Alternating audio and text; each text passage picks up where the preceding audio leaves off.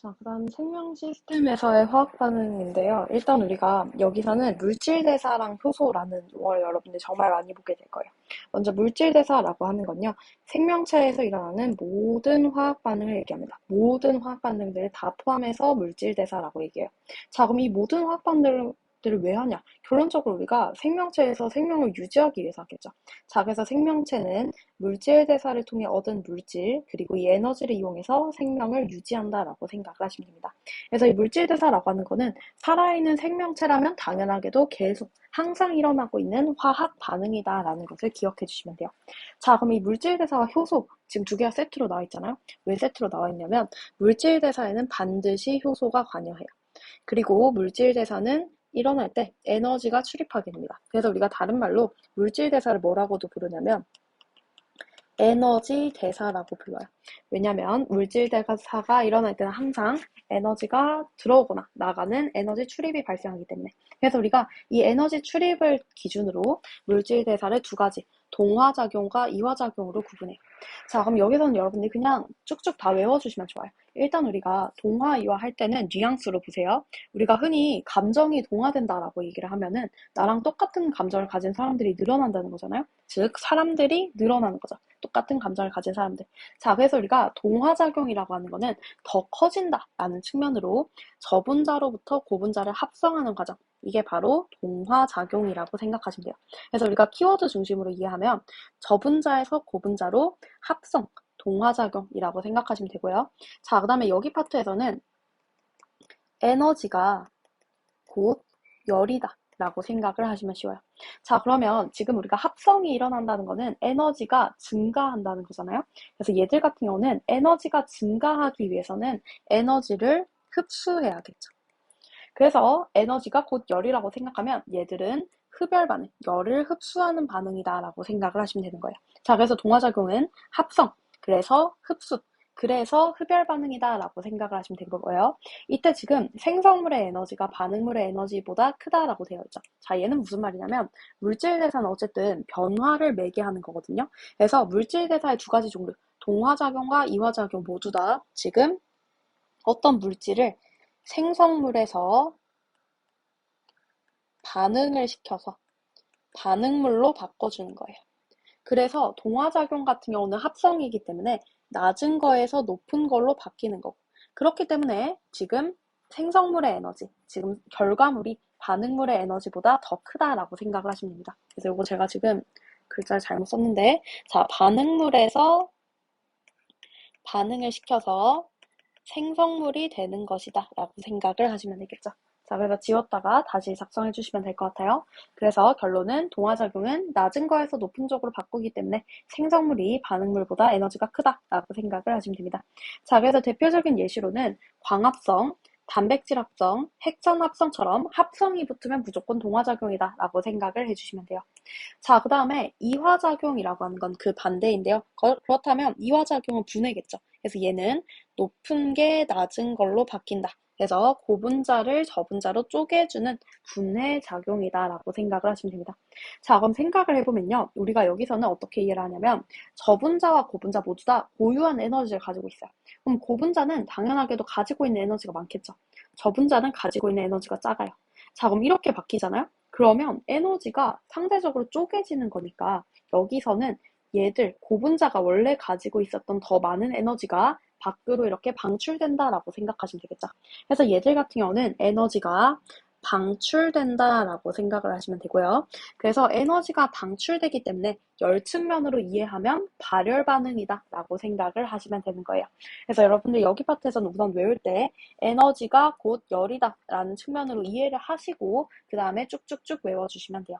자, 그래서 이화작용은 고분자에서 저분자로 분해. 그렇기 때문에 에너지는 방출. 그리고 열은 흡수, 발열 반응이다 라고 생각을 하시면 되겠죠. 자, 그래서 얘들 예시는 세포호흡, 그리고 글리코젠을 포도당으로 분해하는 과정이 있어요. 그래서 여러분들이 별표 칠게요. 세포호흡은 분해작용, 이화작용이라고 하는 것을 반드시 기억해 주시면 될 것 같아요. 그래서 얘들의 의의는 포도당을 이산화탄소와 물로 분해해서 에너지가 방출되고요.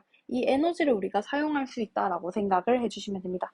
자, 그래서 왼쪽 보시면요. 세포소기관과 물질대사 나와 있는데 리보솜은 단백질 합성하죠. 그럼 얘들은 이제 동화라는 거 우리가 알 수 있고, 미토콘드리아는 세포호흡, 그럼 세포호흡은 이화이다. 포도당을 분해시키는 과정. 자, 그리고 엽록체는 광합성, 얘들은 동화이다 라고 생각을 하시면 되겠죠. 자, 그래서 이걸 그림으로도 우리가 이해할 수 있어야 되는데 무조건 처음 시작은 반응물이에요. 그래서 반응물이 반응을 겪어서 생성물이 되는 건데요. 왼쪽 같은 경우는 생성물이 더 증가했죠. 그래서 얘는 이 과정에서 에너지가 지금 열을 흡수한다. 또는 에너지를 흡수한다라고 설명할 수 있는 동화작용이다 라고 생각을 하시면 되고요. 자, 그 다음에 오른쪽은 반응물에서 반응을 겪으니까 생성물이 상대적으로 에너지가 낮아졌죠. 얘들 같은 경우는 이 과정에서 에너지가 방출되거나 혹은 열이 지금 발생하면서 발열 반응이 일어나고 있는 이화작용이다 라고 생각을 하시면 되겠죠.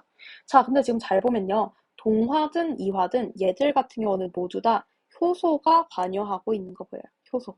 자, 그래서 효소라고 하는 것을 우리가 조금 더 초점을 맞춰보면 효소 같은 경우는 생명체에서 화학 반응을 촉진하는 생체 촉매이다 라고 생각을 하시면 돼요. 그래서 생체 촉매라는 건 뭐냐면요.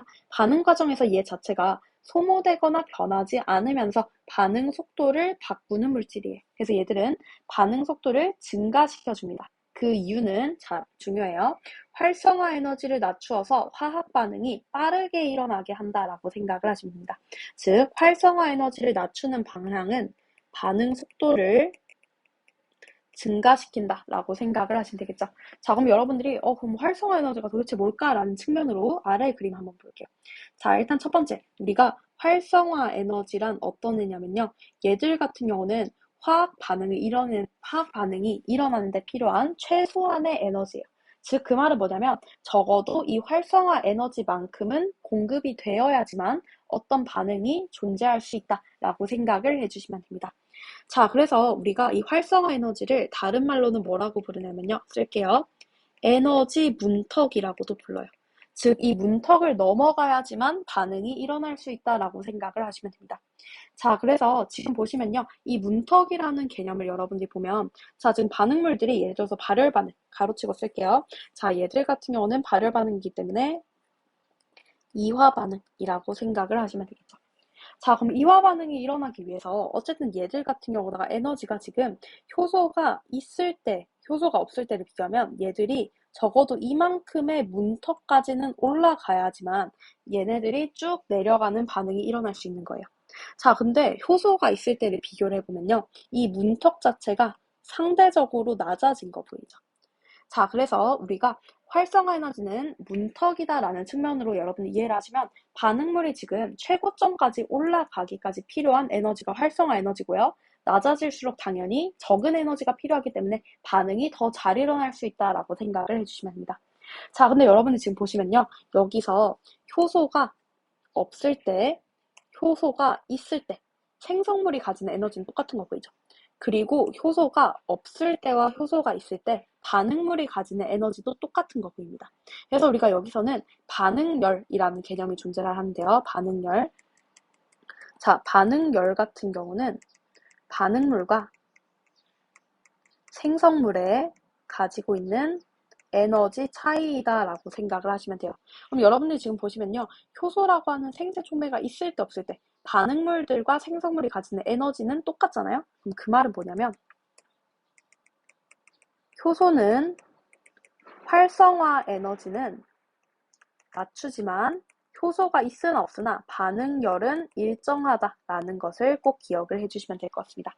자, 그래서 효소가 있을 때는 활성화 에너지는 낮춰요. 근데 반응열에는 영향을 미치지 않는다라고 생각을 해주시면 돼요. 그래서 이 반응열이라고 하는 거 지금 보면 반응열이란 화학 반응이 일어날 때 흡수되거나 방출되는 열로 반응물과 생성물의 에너지 차이다라고 나와 있죠. 자, 그래서 우리가 오른쪽 그림에서 흡열 반응, 지금 동화 반응일 때랑 비교를 해보면요. 효소가 없을 때 같은 경우는 요만큼이 문턱이 되는 거예요. 효소가 없을 때. 이만큼이 문턱. 자, 그리고 효소가 있을 때는 이만큼이 문턱이다 라고 생각을 해주시면 되겠죠. 그래서 여러분들이 이 활성화 에너지라고 하는 거는 화학 반응을 일으키는 데 필요한 최소한 에너지거든요. 그래서 여러분이 주의하실 점은 이 문턱을 비교를 하실 때는 여러분들이 반응물의 에너지에서 최고점까지의 에너지를 비교하면 된다라고 생각을 해주시면 될 것 같습니다. 그래서 반응물이 지금 생성물이 되기 전까지 이렇게 최고점까지의 에너지, 또 최고점까지의 에너지가 활성화 에너지고요. 그래서 활성화 에너지를 낮추는 방향으로 효소는 작용한다라고 생각하시면 돼요. 그래서 여러분들이 정말 주의하실 점은 순간적으로 문제 푸실 때 활성화 에너지를 높이는 게 반응 속도가 더 높아질 것 같은데 라고 생각할 수도 있지만 활성화 에너지를 낮추어서 반응이 일어나는 속도를 더 빠르게 하는 것이 효소의 작용이다 라고 생각을 해주시면 되겠죠. 자, 그래서 이 효소라고 하는 것, 우리 생체 촉매라고만 했는데 정확하게는 효소는 단백질로 이루어져요. 자, 그럼 단백질이라면 당연하게도 여러분들이 배웠듯이 아미노산이 펩타이드 결합을 통해서 단백질이 된다라고 했었죠. 자, 그렇기 때문에 만약에 아미노산으로 구성되는 생체 촉매라고 한다면 이게 효소이다라는 것 정도는 여러분들이 기억을 해주시면 되고요. 자, 이때 효소의 종류도 다양해요. 그래서 우리가 주의하실 점은 지금 여기서 그림 보시면요. 마치 똑같은 효소가 각각의 흡수, 각각의 분해, 작용에 모두 기여하는 것 같지만 얘들 같은 경우는 실제로는 이게 합성 효소가 관여하는 거고요. 여기서는 분해 효소가 관여하는 거예요. 그래서 주의하실 점은 모든 효소들은 다 각각의 기능들이 존재를 하기 때문에 서로 다른 효소가 서로 다른 작용을 매개한다라고 생각하시면 돼요. 그래서 주의하실 점은 이 그림 볼 때 같은 효소가 지금 단백질을 합성함과 동시에 포도당을 분해시킨다라는 건 아니라는 걸 여러분들이 기억하시면 되고요. 자, 그럼 이제 세포호흡과 연소를 비교하는 것이 아래에 나와 있는데요. 그럼 세포호흡과 연소를 비교해보면 세포호흡이라고 하는 거는 우리 세포 내에서 일어나는 거예요. 연소는 세포 외에서 일어나는 거예요. 자, 그럼 세포 내에서 일어나는 것은 우리가 물질대사라고 얘기할 수 있죠. 이유는 개념 잘 기억하셔야 돼요. 우리 물질대사는 생명체 내에서 일어나는 모든 화학 반응들을 포함한 개념이었습니다. 그렇기 때문에 세포호흡은 세포 내에서의 반응이다. 곧 물질대사라고 얘기할 수 있는 거죠. 자, 반면 연소는 그냥 불태우는 거예요. 바깥에서. 그래서 얘는 물질대사가 아니다라고 생각하시면 됩니다. 자, 그러면 이 문제는 사실 여러분들이 세포 안에 어떤 차이가 궁극적으로 존재하는지를 이해하시면 쉬워요. 바로 효소의 유무인 거예요. 그래서 세포 내에서 일어나는 물질대사는 효소를 가지고 있죠. 세포 외에서는 효소를 가지고 있지 않은 거예요. 자, 그럼 어떤 차이점이 있는지 한번 볼게요. 먼저 세포호흡에서는 밑줄 여러 종류의 효소가 관여합니다. 그럼 이 효소들이 각각의 반응들을 한번 매개하고 또 매개하고 또 매개하면서 결론은 이 포도당이 가지고 있는 에너지가 단계적으로 반응이 일어나면서 에너지가 서서히 방출될 수 있는 거예요. 자, 그래서 지금 보시면요. 이렇게 계단식으로 에너지가 조금 방출되고요. 또 에너지가 조금 방출되고요. 또 에너지가 조금 방출되고 있다라고 생각을 해주시면 됩니다. 자, 그러면 이제 연소랑 비교를 해보면 연소는 효소가 관여를 안 해요. 그래서 효소가 관여하지 않기 때문에 얘들은 한 번에 반응이 쭉 일어나요. 그래서 지금 보시면요. 순간적으로 열과 빛을 내면서 한 번에 많은 에너지를 방출한다라고 생각을 하시면 되겠죠. 자, 그럼 여기서 차이가 나오는데요. 여러분들이 예를 들어서 물을 끓일 때도 우리가 가스레인지를 켜서 이걸 10분 동안 쭉 가열해요. 물이 그러면 100도씨까지 끓어오르면서 지금 보글보글 끓게 되겠죠. 자, 근데 내가 만약에 불을 켰다가 껐다가 켰다가 껐다가 켰다가 껐다가 식히는 형태로 10분 동안 어쨌든 총 시간을 가열을 한다면요. 물이 100도까지 안 올라가겠죠. 그냥 뜨끈뜨끈한 상태를 유지하게 되겠죠. 이유는 끓었다가 식었기 때문에. 또 그다음 온도가 조금 올라갈 때 식히고 온도가 조금 올라갈 때 식히기 때문에. 그래서 그 측면에서 효소가 있다 없다 차이가 나와요. 자, 그래서 세포호흡은 이렇게 효소들이 단계적으로 반응을 매개하기 때문에 밑줄 체온 정도의 낮은 온도에서도 반응이 일어날 수 있어요. 자, 반면 연소 같은 경우는 한 번에 반응이 쭉 일어나면서 열이 한 번에 다 방출되는 거예요. 그렇기 때문에 약 400도씨 이상의 높은 온도에서 반응이 일어난다라고 생각을 하시면 됩니다. 그래서 여러분들 얘들 같은 경우는 효소가 존재하는 것은 여러 효소가 이렇게 관여를 하기 때문에 반응이 단계적으로 일어난다. 그럼 이 단계적으로 일어나서 에너지가 순차적으로 조금씩 지금 방출되는 것이 이렇게 반응 온도에 어떤 영향을 주는지를 우리 몸 기준으로 이해를 해주시면 좋을 것 같습니다. 자, 그래서 어쨌든 우리가 중요한 거는요. 여기서 보면 될 것은 어쨌든 이렇게 똑같은 포도당을 세포호흡 또는 연소시키잖아요. 그러면 얘들이 방출하는 에너지 양은 모두 같다라고 생각을 해주시면 됩니다. 자, 그리고 두 번째로는 여기 왼쪽에 있어서 지금 간단하게 설명드리는데요. 지금 보시면요. 세포호흡으로 방출되는 에너지는 일부가 ATP로, 나머지는 열로 방출된다라고 주어져 있죠. 그래서 얘들 같은 경우는 그림이 이렇게 돼요. 지금 세포호흡이 일어나잖아요. 그럼 세포호흡은 첫 번째, 얘들은 포도당과 산소를 이용해서 지금 CO2와 H2O가 만들어지는 건데요. 이때 ATP라고 하는 것이 만들어지고 여기서 방출되는 에너지가 ATP에 저장된다라고 생각하시면 됩니다. 그래서 ATP는 에너지를 저장하는 것이다 라고 생각하시면 되고요. 이때 이 에너지가 ATP에 모두 저장되는 것이 아니고 열 형태로도 일부가 방출된다라고 생각하시면 돼요. 그래서 여기 있는 열 자체가 체온 유지에 활용된다라고 생각을 해주시면 좋을 것 같습니다. 자, 그래서 이 효소에 대해서 조금만 더 자세하게 보면요. 일단 앞에서도 설명드렸듯이 효소는 주성분이 단백질이에요. 그래서 우리가 단백질은 그냥 만들어지는 거 아니죠. 단백질의 DNA가 가진 유전 정보에 따라서 리보솜에서 합성이 된다라고 생각을 하시면 되고요. 그래서 리보솜에서 합성되면 지금 소포체를 통해서 세포 내에서 이동, 그리고 만약에 이게 바깥으로 분비되려면 골지체를 통해서 세포 외로 이동한다라고 했고요. 이 세포 외로 이동하는 게 세포 밖으로 분비된다라고 얘기를 했어요. 자, 그래서 효소 같은 경우는 특징이 반응물과 일시적으로 결합해서, 영구적 아니고요. 일시적으로 결합해서 아까 우리가 활성화 에너지 문턱을 낮춘다라고 말씀을 드렸습니다. 자, 그래서 여기서는 이제 기질이라고 하는 단어가 나오는데요. 효소는 입체 구조가 들어맞는 기질과만 결합을 해서 효소 기질 복합체를 형성하고 촉매작용을 한다라고 나와 있어요. 자, 되게 어렵게 나와 있지만 일단 우리가 이 기질이라고 하는 거는 효소랑 결합하는 반응물이라고 생각하면 돼요. 그래서 얘들 같은 경우는 그냥 지금 결합을 하는 것이 아니고 우리가 아까 얘들은 특정 애들하고만 결합을 한다 했었잖아요. 그게 곧 입체 부위가 딱 맞는 결합 부위를 갖는 기질과만 결합한다라고 생각을 하시면 돼요. 자, 그래서 예를 들어서 그림으로 보면요. 얘들 지금 이렇게 동그란 입체 구조 갖고 있잖아요.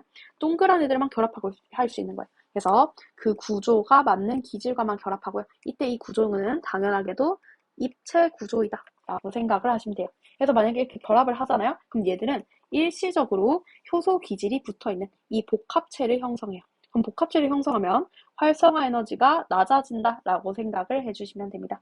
자, 그러면 얘들 반응이 끝나잖아요. 그럼 효소는 생성물과 분리가 돼요. 그래서 지금 보면요. 얘들 같은 경우는 기질이 생성물이 됐을 때 쪼개졌잖아요. 그럼 얘들 같은 경우는 지금 이화작용이 발생한 것이다 라고 생각을 해주시면 되는 거예요.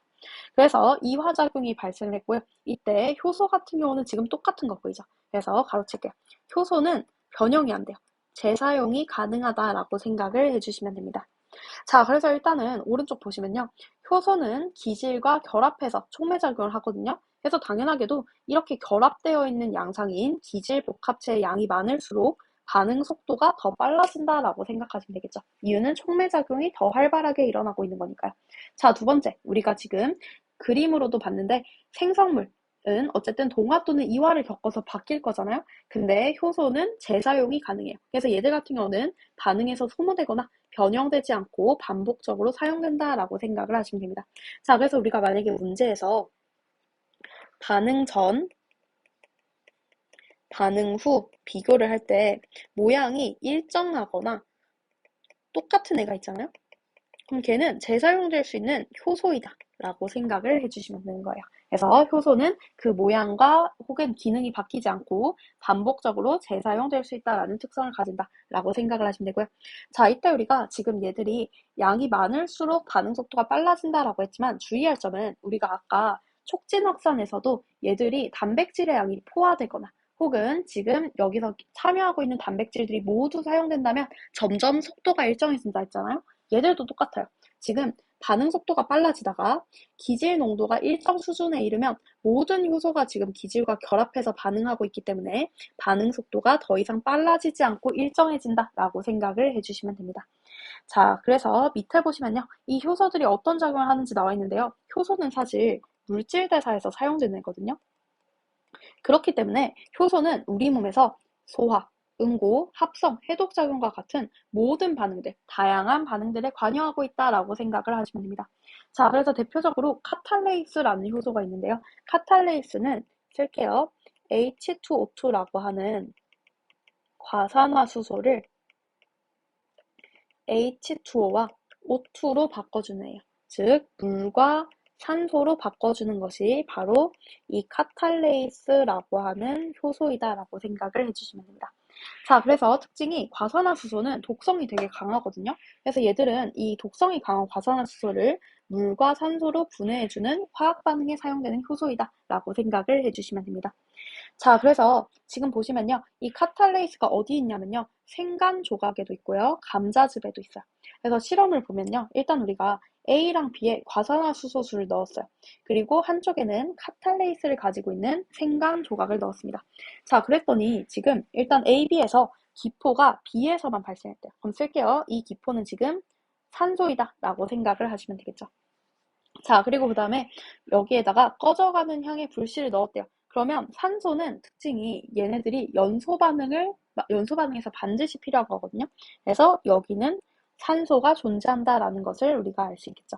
자, 그래서 우리가 일단은 여기서 과산화수소를 분해시켜주는 것이 카탈레이스고 이 분해 결과가 물과 산소라는 것을 알고 있기 때문에 지금 기포 발생 여부와 꺼져가는 향의 불씨를 넣는 것은 모두 다 산소 발생 여부를 통해서 지금 효소 작용이 일어났는지를 확인한 것이다 라고 생각을 해주시면 됩니다.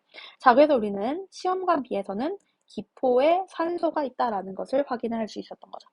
자, 그래서 우리가 이렇게 실험을 하고 과산화수소를 추가로 넣었더니 또 기포가 다시 발생했대요. 그럼 그 말은 뭐냐면 우리가 생간 조각을 추가로 넣는 것을 하지 않고도 기포가 다시 발생할 수 있다는 것은 산소가 다시 발생했다는 뜻이고요. 그럼 그 말은 우리가 처음에 넣어줬던 효소가 다시 작용할 수 있다는 말이겠죠. 그래서 결론은 효소는 재사용된다라는 것을 알 수 있게 된 거예요.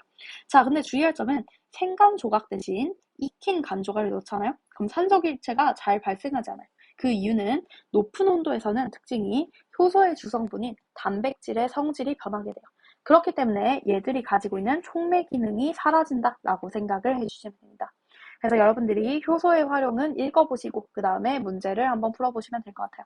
자, 그리고 마지막으로 주의하실 점은 우리가 효소라고 하는 거는 활성화 에너지를 낮춰서 촉매 작용을 한다 했잖아요. 그래서 주의할 점은 효소가 없다고 해서 반응이 안 일어나는 게 아니에요.